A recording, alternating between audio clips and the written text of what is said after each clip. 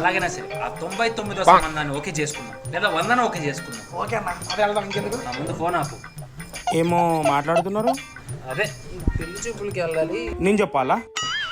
ఇప్పటికి 99 కన్యలను చూసి 100వ కన్యను చూడడానికి పెళ్లి చూపులకు వెళ్తున్నావు భైరవా. కన్యేంట్రా ఆయనకి తెలుసురా? అవును, మీకెలా తెలిసి అన్ని? యాక్చువల్గా నేను జాతకాలు చెప్తుంటానండి. ట్రెడిషన్ మారిందని చెప్పి ఇక మేము కూడా మారిపోయాం. సరే కానీ ఒకసారి నా చేసి చూసి చెప్పవా?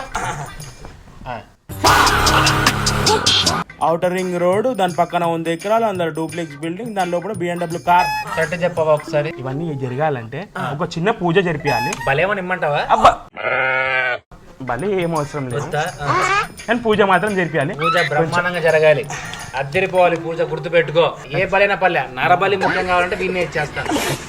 ఓకే, నిజంగా ఇదంతా జరిగిద్దా? బొక్క.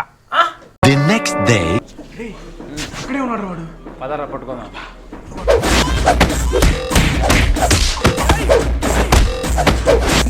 ఈసారి నేను చెప్తాను. ఈసారి జాతకంలో అంటే నోరు కుక్కేస్తాను ఎలవా. మా అన్నకు పెళ్ళి అయిందో లేదో తెలుసుకోవాలంటే ఫిబ్రవరి 6వ తారీఖున మీ దగ్గరలో ఉన్న థియేటర్స్ లో సుమతి శతకం అయితే రిలీజ్ అవుతుంది. చూడండి, మా అన్నకు పెళ్ళి అయిందో లేదో తెలిసిద్ది.